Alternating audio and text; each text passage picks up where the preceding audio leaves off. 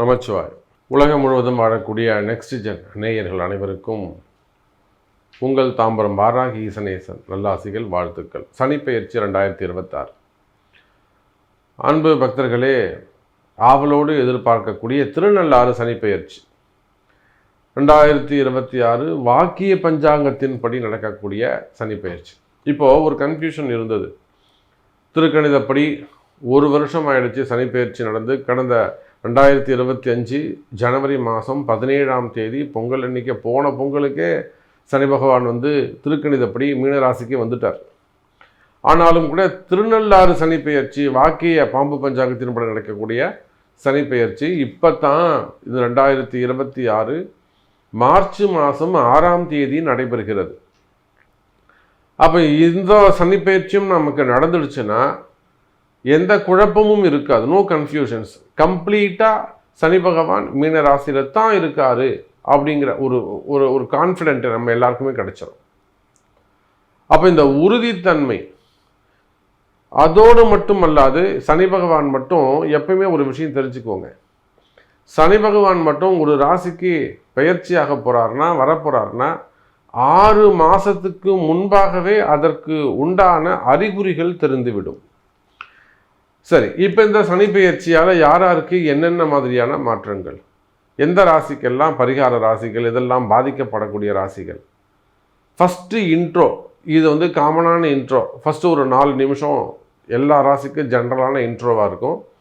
அதுக்கப்புறம் ஸ்பெசிஃபிக்காக ஒவ்வொரு ராசிக்குமான ராசி பலன்கள் இருக்கும். கடைசியாக எண்டு கார்டு இருக்கும். அப்போ இந்த சனி பெயர்ச்சி கும்பராசிக்கு இது நாள் வரையில் ஜன்ம சனி முடிஞ்சுதா இல்லையான்ற குழப்பம் இருந்தது. கம்ப்ளீட்டாக கும்பராசி என்பர்களே, கும்பராசிக்கு கம்ப்ளீட்டாக ஜன்ம சனி முடியுது. அதே போல் மகர ராசிக்கும் கம்ப்ளீட்டாக 7.5 சனியை அவங்க கம்ப்ளீட் பண்ணுறாங்க. டோட்டலாகவே அவங்க கம்ப்ளீட் பண்ணிடுறாங்க. மகர ராசி டோட்டலாக சனி அந்த 7.5 சனியை விட்டு வெளியில் வந்துடுறாங்க. மீன ராசிக்கு ஜன்ம சனி ஆரம்பம். மேஷ ராசிக்கு 7.5 சனியில் முதல் பாகம் ஆரம்பம். ரிஷப ராசிக்கு சனியுடைய பார்வை படப்போகுது. மிதுனத்துக்கு ஒன்றும் கிடையாது. கடகத்துக்கு சூப்பராக இருக்கும், கவலையே பட வேண்டாம். அதே போல் சிம்ம ராசிக்கு அஷ்டம சனி கண்டிப்பாக ஆரம்பம். திருக்கணிதம் வாக்கியம் எப்படி எடுத்துக்கிட்டாலும் சிம்ம ராசிக்கு உங்களுக்கு அஷ்டம சனி ஆரம்பம். கன்னி ராசி கேட்கவே வேணாம், கண்டகச்சனி. துலாத்துக்கு பிரச்சனை இல்லை. விருச்சகத்தை பொறுத்தவரையிலும் 5ஆம் இடத்தில் சனி, பூர்வ புண்ணிய ஸ்தானம், அதுவும் சிறப்பாகவே உள்ளது. தனுசு ராசி அவங்களுக்கும் கண்டிப்பாக இந்த அர்த்தாஷ்டம சனி உள்ளது.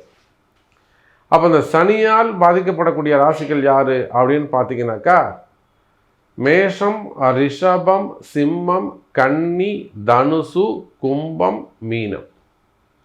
இந்த 7 ராசி அன்பர்களும் நிச்சயமாக பரிகார ராசிகளாக இருக்கிறார்கள். மீதமுள்ள ராசிகள் நன்றி சொல்லக்கூடியவங்களா இருக்கிறாங்க. கடகராசிக்கு ஒரு சிறப்பாகவே இருக்குது.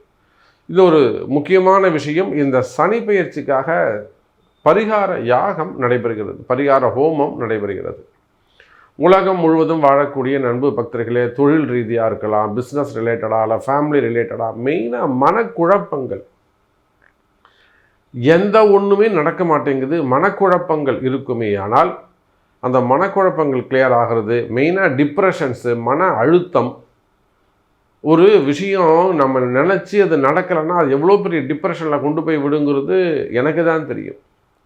அதுவும் இந்த சனியுடைய தாக்கம் இருந்ததுன்னா நிச்சயமாக அந்த டிப்ரெஷன் அங்கே இருக்க தான் செய்யும். அது பெரிய எக்ஸ்ட்ரீம் லெவலில் கொண்டு போய் விட்டுடும்.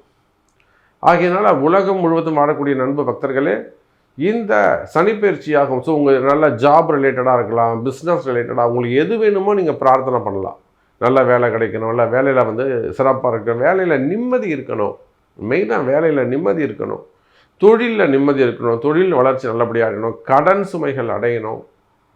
மெயினாக கடன் பிரச்சனைகள் இதெல்லாம் அடையணும். அல்லது குடும்ப பிரச்சனைகள், குடும்பத்தில் இருக்கக்கூடிய குழப்பங்கள் விலகணும். ஸோ இது மாதிரி உங்கள் ப்ரேயர்ஸ் எதுவாக இருந்தாலும் வேண்டி மார்ச் 6ஆம் தேதி சனிப்பெயர்ச்சி பரிகார ஹோமம் நடைபெறுகிறது. ஸோ இதில் உங்களுடைய ஃபேமிலி மெம்பர்ஸ் நேமை நீங்கள் ரிஜிஸ்டர் பண்ணணும். சங்கல்பத்துக்கு உங்கள் பேரை பதிவு பண்ணணும். அப்படின்னாக்கா நிச்சயமாக கீழே தெரியக்கூடிய நம்பருக்கு ஒரு ஃபோன் செய்து உங்களுடைய பெயர்களை பதிவு செய்து கொள்ளுங்கள். அந்த ஹோமத்திற்கு உரிய கட்டணத்தை செலுத்தி அப்போ இந்த 2026 மார்ச் 6ஆம் தேதி நடைபெறக்கூடிய திருநள்ளாறு சனி பெயர்ச்சி, வாக்கிய சனி பெயர்ச்சி டோட்டலாக நம்மளுடைய வாழ்க்கையில் பல முன்னேற்றங்களை நம்ம பாசிட்டிவாகவே நினைப்போமே. வாழ வைக்கிறது தானே தெய்வங்கள் இருக்குது.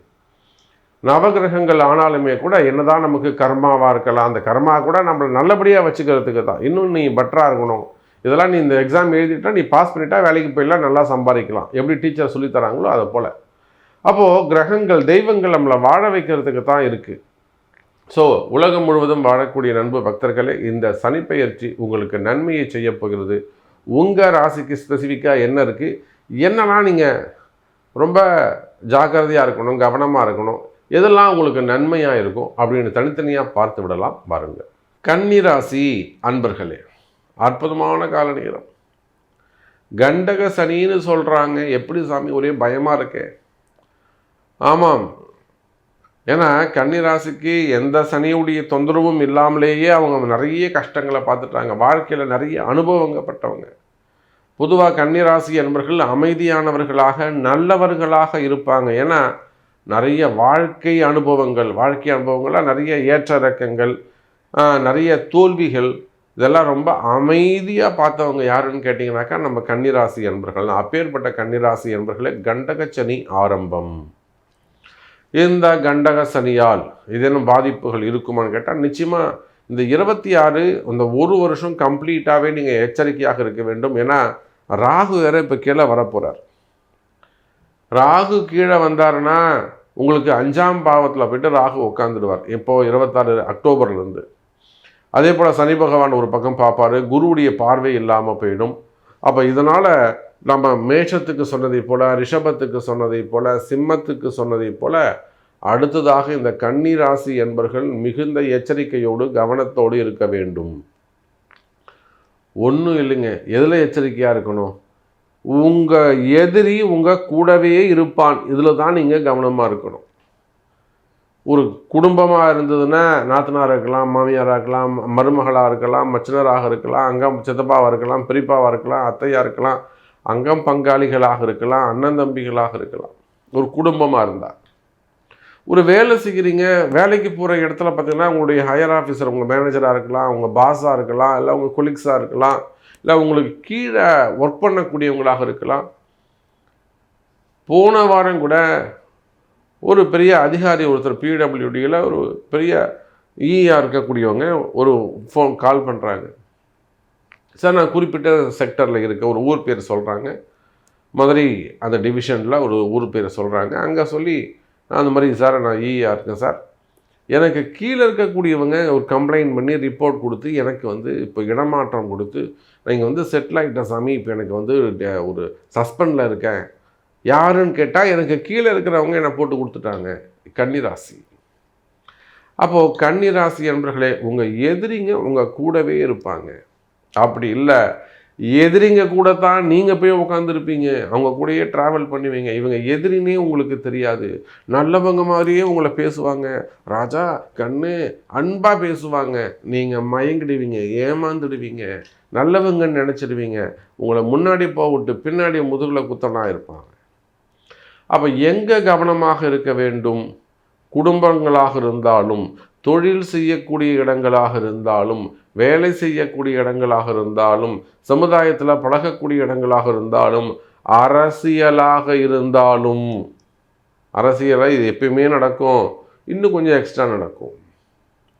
அதே போல் சினிமா துறையை சார்ந்தவர்கள், மீடியா துறையை சார்ந்தவர்கள், முதலீடு செய்யக்கூடியவர்கள், investors, share market, stock market, gold market, trading செய்யக்கூடியவங்க, இந்த மாதிரியான பிஸ்னஸ் பண்ணக்கூடியவர்கள், இவங்க எல்லாருமே வேலை செய்கிற இடத்துலேருந்து, தொழில் செய்கிற இடத்துலேருந்து எதிரிகளிடத்தில் கவனமாக எச்சரிக்கையாக இருக்க வேண்டும்.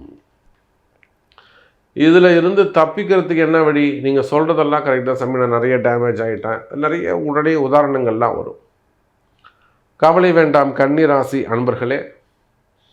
நடக்கக்கூடிய இந்த சனிப்பெயர்ச்சி கன்னிராசிக்கு எந்த பாதிப்பும் ஏற்படக்கூடாது அப்படிங்கிறதுக்காக.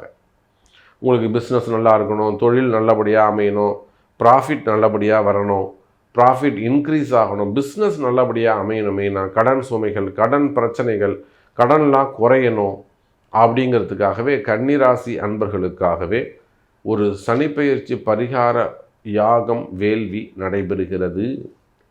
உலகத்தில் நீங்கள் எந்த மூலையில் இருந்தாலும் சரி தான் கன்னிராசி அன்பர்களே, இந்த சனிப்பெயர்ச்சி பரிகார ஹோமத்தில் உங்களுடைய பெயரை பதிவு செய்து கொள்ளுங்கள். கீழே தெரியக்கூடிய நம்பருக்கு ஒரு கால் பண்ணி அதற்கான கட்டணங்களை செலுத்தி உங்கள் கம்பெனி, எங்களுடைய கம்பெனி நேமில் பண்ணுங்கள் சாமி, கம்பெனி பேரில் பண்ணுங்கள், கடை பேரில் பண்ணுங்கள், இல்லை ஃபேமிலி மெம்பர்ஸ் பேரில் பண்ணுங்கள், பையன் பேரில் பண்ணுங்கள், அல்லது பொண்ணு பேரில் பண்ணுங்கள். அந்த மாதிரி உங்களுக்கு எது வேணுமோ நிறுவனத்தின் பெயரிலோ அல்லது கம்பெனி பேரிலோ பெயர்களை பதிவு செய்து அதற்கான கட்டணத்தை செலுத்தி பரிகாரத்தில் கலந்து கொள்ளுங்கள். நிச்சயமாக அதுக்கான பிரசாதங்கள் உங்கள் வீட்டுக்கு அனுப்பி வைக்கப்படும். அப்போ பாருங்கள், கன்னிராசி அன்பர்களே, இது பரிகார ராசியாக அமைகிறது. அதிகமான சிவபெருமான் வழிபாடு, சிவாலயங்கள் வழிபாடு செய்வது, சிவாலய தரிசனங்கள் செய்வது மிகவும் சிறப்பு. ஆன்மீகத்தில் அதிகமாக ஈடுபடுவது, பக்தி சார்ந்து இருப்பது, பக்தர்களோடு இணைந்து கொள்வது, சபரிமலைக்கு போயிட்டு வருது, இதெல்லாம் கன்னிராசிக்கு நன்மையை செய்யும். அதிகமாக சபரிமலைக்கு போயிட்டு வாங்க. முடிஞ்சால் மாதத்துக்கு ஒரு வாட்டி போயிட்டு வாங்க, சபரிமலை போயிட்டு வாங்க. நீங்கள் ஆண்களாக இருந்தால், பெண்களாக இருந்தால், 50 வயசுக்கு மேலே இருந்தால், கன்னிராசியாக இருந்தால், உடம்பு சரியில்லைனா கூட நீங்கள் எப்படியா சபரிமலை போயிட்டு வந்துடுங்க. நிச்சயமாக அந்த உடல்நிலை முன்னேற்றம் இருக்கும், உடம்பு சரியாகும். அப்போ உங்கள் கர்மாவை கழிப்பதற்கான மார்க்கம், வழி உண்டு. அது ஒரு பிறப்பு ரகசியம். அப்போ உங்களுடைய பாவத்துவங்கள், உங்களுக்கு என்னெல்லாம் பாவங்கள் இருக்கோ, என்னெல்லாம் கர்மாக்கள் இருக்கோ, அதெல்லாம் விலகக்கூடிய காலம். கவலை வேண்டாம் கன்னிராசி அன்பர்களே.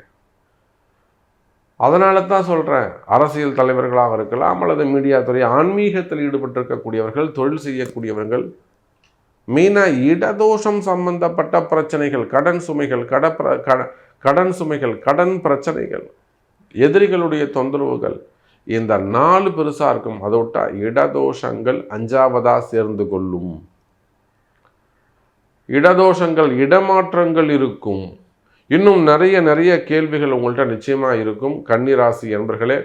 இந்த இடமாற்றங்கள், இடதோஷங்களை பொறுத்த வரையில் அது இங்கே குடியிருக்கக்கூடிய வீடுகளாக இருக்கலாம், இல்லை தொழில் செய்யக்கூடிய நிறுவனங்கள், அந்த பூமியாக இருக்கலாம், கடைகளாக இருக்கலாம், அல்லது புதுசாக ஒரு இடம் வாங்கியிருக்கலாம், அங்கே ஒரு வீடு கட்ட ஆரம்பிச்சிருக்கலாம். சம்திங் ஏதோ ஒரு இடமாற்றங்கள், இடதோஷங்கள் இருக்கும், பூமி தோஷங்கள் இருக்கும். விவசாய நிலமாக இருக்கலாம், தோப்புகளாக இருக்கலாம், இல்லை செய்வினை கோளாறுகளாக இருக்கலாம், பிளாக் மேஜிக் சம்மந்தப்பட்டது, செய்வினை கோளாறுகள்.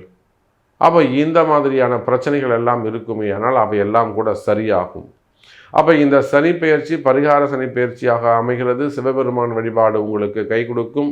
உங்கள் பிறப்பு ஜாதகத்தை கொண்டு உங்கள் கஷ்டம் தீரணும், உங்களுடைய கவலை நீங்கணும், நீங்கள் நல்லா இருக்கணும்னு நீங்கள் நினச்சிங்கன்னா உங்கள் பிறப்பு ஜாதகத்தை கொண்டு ஒரு முறை பிறப்பு ஜாதகத்தை கொண்டு ஜாதகம் பார்த்து கொள்வது சிறப்பு. கன்னிராசி அன்பர்களே.